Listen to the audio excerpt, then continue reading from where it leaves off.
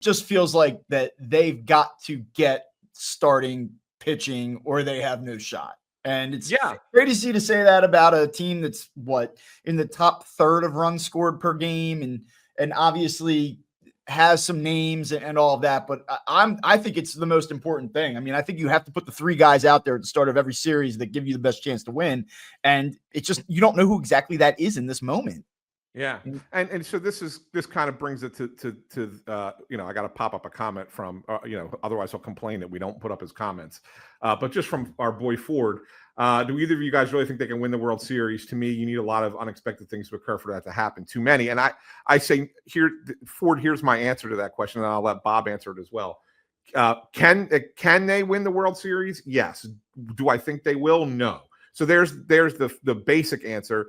And the reason I say they can is, you're sitting here watching the Phillies every night. Watch every other team every night that they're going to have to play. You're going to find these teams are going through the same thing the Phillies are. It's a very mediocre league right now. And so that's why they can. It kind of speaks to that. You're the Dodgers. You just sweep the Reds. You gain some ground on the Phillies. You feel like, okay, we're finally gaining our traction now. Like, here we go. We're gaining our footing. And then you have the Diamondbacks who are out of it, and they're struggling with the Diamondbacks. Lose a couple games this weekend, 5-4 walk-off yesterday. Like, they struggled against an Arizona team that has 0 to play for. And you're probably, as a Dodgers fan, going, I trust these guys to an extent. They won it last year. We've kind of been down this road before, but come on, guys. Like, why can't we get 20 games over 500 and stay there and get to 25, get to 30? We were supposed to, coming into the season, be one of the greatest teams of all time, and they're sitting a game behind the Phillies right now. So the standings, it's easy to say, look at the standings and the Phillies are in really good shape. Look at the rest of the league. That kind of tells you that everybody's flawed, but think about what that thought process had to be like for teams for the Dodgers this week. How about being the Mets, who are going to make the playoffs?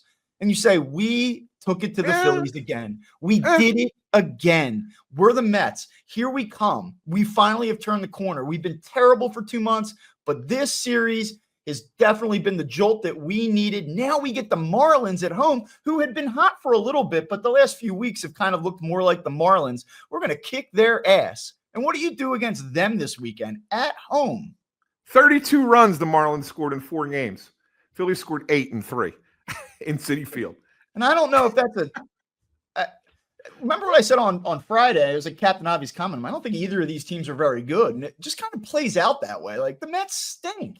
Yeah. I watched the Phillies go up there and flail around for 3 days. And I'm like, well, the Phillies aren't that good. So to Ford's question, do I think the Phillies can win the World Series? I guess define can. Like, is it possible? Sure.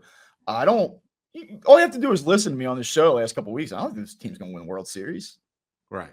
I don't either. It feels like to me, and I don't remember, I was in high school, when the Eagles did the lose in the NFC Championship game every year, and then they go out and get T.O. I don't remember if a high caliber TO guy was on the market in like 02 and 03 when they didn't add and those receivers were getting bullied around. I don't remember if there was some big name that they missed out on and we're like, why didn't they go get him? But that's kind of how I feel about this Phillies team. It has that same like knock on the door. Nope. Knock on the door. Nope. They clearly need another bat and they don't go out and get it. Now, I don't think T.O. presented himself this year for the Phillies or last season necessarily at the deadline. But there's a need. They didn't get it. And I think it's going to end in failure. And we're all going to sit here this winter and say, damn, if they had another bat, it might have been different. That's what I think is going to happen. But at the same time, I don't know who the Phillies were supposed to get at the deadline. Yeah, no, I hear you. And I think that, that if in fact they do lose and that's the postmortem, that's when we're writing the obituary. That's what it is. I almost think, Bob, that it's going to get buried because I think that that's ultimately the biggest miss right now for the Phillies is that they are missing that other bat in the lineup. And maybe they thought guys that they had here were going to at least have better seasons than they're having, and they're not. But I'll tell you that everybody's going to blame not having Zach Wheeler, not having Jose Alvarado as 1 and 2 for the season. I'm just telling you, that's going to be the narrative. Like the other, like Zach Wheeler, sure. Jose Alvarado, I mean, well, no, but it changes the bullpen, right? Like you're now going to go out and get a Tim Mesa on August the 31st to pitch in the playoffs, and this guy's going to pitch for the Phillies as a left-handed reliever in the postseason, and you have to do that to replace Jose Alvarado. I mean, like that's going to be a talking point. It absolutely. Well, I'll say this. I mean, the Phillies had 2 months to adequately replace Jose Alvarado if they felt they needed to, and they didn't. Like, I mean, they went out and but the reason that they didn't, think about this. The reason they didn't was because all along one of these lefty starters was going to move into the bullpen in October.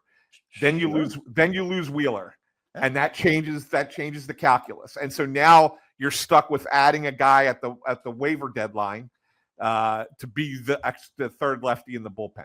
That's what happened.